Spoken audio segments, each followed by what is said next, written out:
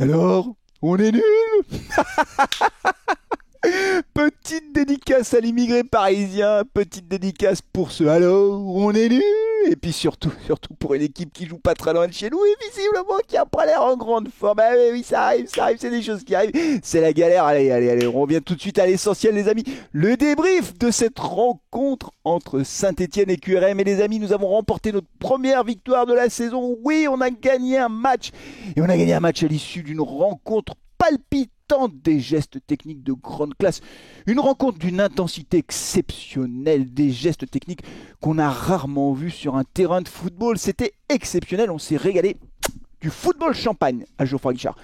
Évidemment que non, les amis, ça a été très très dur, très laborieux, c'était très médiocre sur le plan technique, mais je vous le dis, je m'en fous. Je m'en fous. Seule la victoire compte. Alors, on va refaire le débrief de ce match, évidemment, ensemble. On va, ce qui s'est passé, les enseignements qu'on peut tirer de cette rencontre. Mais le seul enseignement, le plus important en tout cas, c'est qu'on a gagné. Le reste, 3 points. Et puis c'est tout, hein. C'est tout. 3 points, c'est tout. Le reste, franchement, je m'en fiche complètement parce que il y aura rien à retenir de cette rencontre. Ça a été hyper laborieux. Alors, dans la composition de l'équipe, Nielsen Kunku était titulaire, hein, je l'avais dit dans l'avant-match, parce que Laurent Matlos l'avait évoqué en conférence de presse. Il était là, Nielsen Kunku, sur le côté gauche, en tant que piston, son poste en réalité. Et puis devant, on avait Cafaro et Sissoko. Cafaro, Sissoko. Bon, Cafaro, c'est pas un attaquant.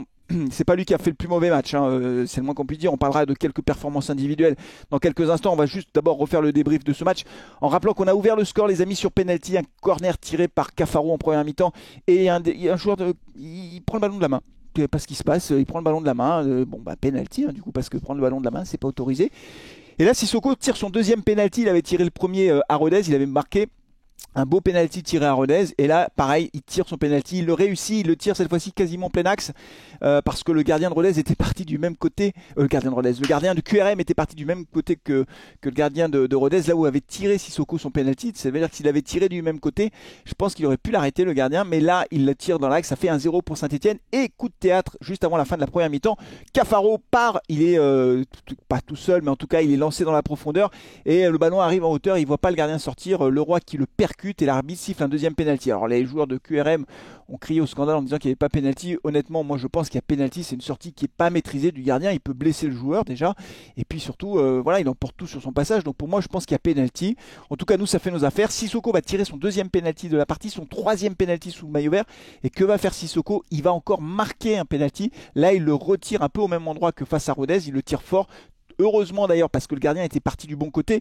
Ça fait 3 pénaltys sur 3 pour Sissoko. Je vous le dis, c'est bien. Parce que c'est pas, contrairement à ce qu'on croit, c'est pas facile de marquer des pénaltys. Charbot avait raté le sien. On compte plus le nombre de pénaltys qu'on a raté à Saint-Étienne. Donc franchement, il les a marqués, malgré la pression, malgré le public et tout. Donc bravo Sissoko d'avoir marqué ses pénaltys. Voilà, je l'avais dit, hein, quand il marquera des doublés, on l'applaudira. Moi je dis bravo Sissoko. Globalement, il a pas fait un match grandiose, mais le fait de marquer 2 pénaltys, déjà pour moi, ça suffit à dire qu'il a fait son match, Sissoko. Et donc c'était très bien. Et on mène 2-0 à la mi-temps. Donc là, on va se dire que tout va à peu près bien pour la S Saint-Etienne. Ouais, détendu quoi, la mi-temps, on boit un coup, on se désaltère, on se dit ouf, on souffle un peu. Ouh, on va pouvoir profiter un petit peu de comment dire, pas, je vais pas dire de bon temps, mais en tout cas de regarder un match en étant un petit peu détendu. À la détente, elle n'a pas duré longtemps, puisqu'à la 54e minute de jeu, qu'est-ce qui se passe? Corner, on concède un corner un peu bêtement. Corner qui est tiré, et puis c'est Pierret qui a la retombée du corner, il nous la met au fond. Voilà, ça fait 2-1. Ça fait 2 fois quand même qu'on prend un but sur corner. Après le but sur corner à Rodez, on prend encore un but sur corner. Je dirais encore un mot du coup de pied arrêté, mais c'est quand même inquiétant, je trouve. Et là, à partir de ce moment-là, les amis, rideau. On joue plus au foot, hein. Alors là, c'est les mecs, c'était assez impressionnant. On voyait qu'ils étaient tétanisés par la peur. Les Verts, psychologiquement, on sent que voilà, le fait d'avoir été battus 2 fois dans le temps additionnel, là ils mènent au score, ils n'arrivaient plus à prendre d'initiative. Et donc Quevilly a quand même beaucoup poussé. Ils auraient peut-être pu égaliser, même s'ils ne sont pas créés d'occasions énormes. Il y a eu beaucoup de centres. Heureusement qu'ils n'étaient pas très forts, Quevilly, hein. Franchement, c'est pas une grosse équipe du championnat. Et heureusement, parce que sinon ils auraient trouvé le moyen d'égaliser. Ils ont eu du temps fort. La deuxième mi-temps, elle est pour eux. On tient le choc finalement. Il y a Charbonnier qui est rentré, il y a Cissé qui est rentré, qui a quasiment raté tout ce qu'il a entrepris. Le pauvre Cissé, c'est pas grave, je lui en veux pas parce qu'il est jeune. Il n'a pas du tout eu les bons réflexes. À un moment donné, il a le ballon, il aurait dû aller au poteau de corner, gagner du temps parce qu'il restait 1 minute dans le temps additionnel. Il avait fait une transversale, il rend le ballon aux adversaires, il a raté des contrôles. Enfin, Il a fait des mauvais choix, mais c'est pas grave, je lui en veux pas du tout. Par contre, et là je vais dire un mot des performances individuelles. Alors, donc, on gagne ce match 2-1, franchement, ouf. Il n'y a rien à dire d'autre sur ce match. Par contre, il y a des performances individuelles qui ont été extrêmement décevantes. Chambaud a vraiment pas été bon, il a raté beaucoup de passes. Il n'a pas du tout été bon, Dylan Chambaud.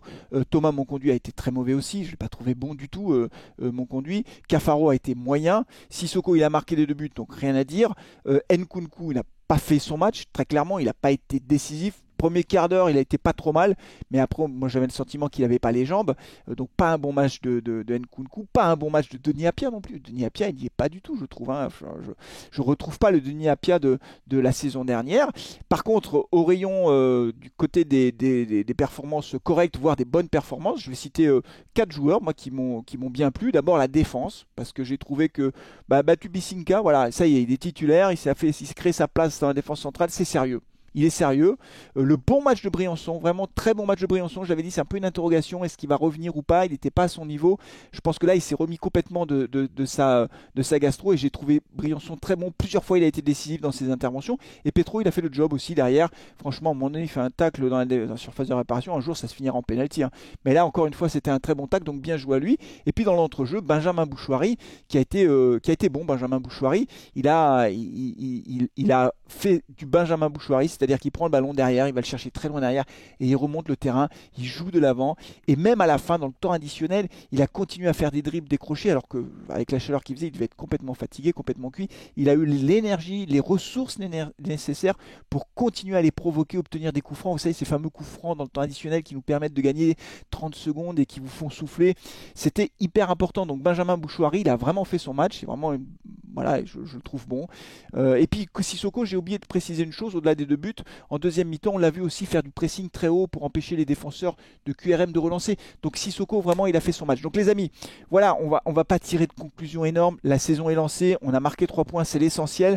Ce que j'espère vraiment, c'est que cette victoire va donner un bol d'air aux supporters stéphanois, oui, ça nous donne un bol d'air, parce qu'en plus comme il fait très chaud, on en a besoin, mais un bol d'air à Laurent Batles et un bol d'air aussi aux joueurs. Voilà, il faut qu'ils reprennent confiance, parce que là on a vu c'est une équipe qui est en perte totale de confiance. Hein. Les mecs, ils n'osaient plus prendre aucune initiative. Donc voilà les amis, c'est tout pour ce débrief. Merci beaucoup de l'avoir suivi. On se retrouvera pour la suite des événements, le prochain match, l'avant-match, etc. Mais en attendant, on fête notre première victoire de la saison 2023-2024. Et ça fait du bien les amis. Allez, d'ici la prochaine vidéo, prenez soin de vous, de vos proches et allez les Verts. Vive la baguette magique. Ciao.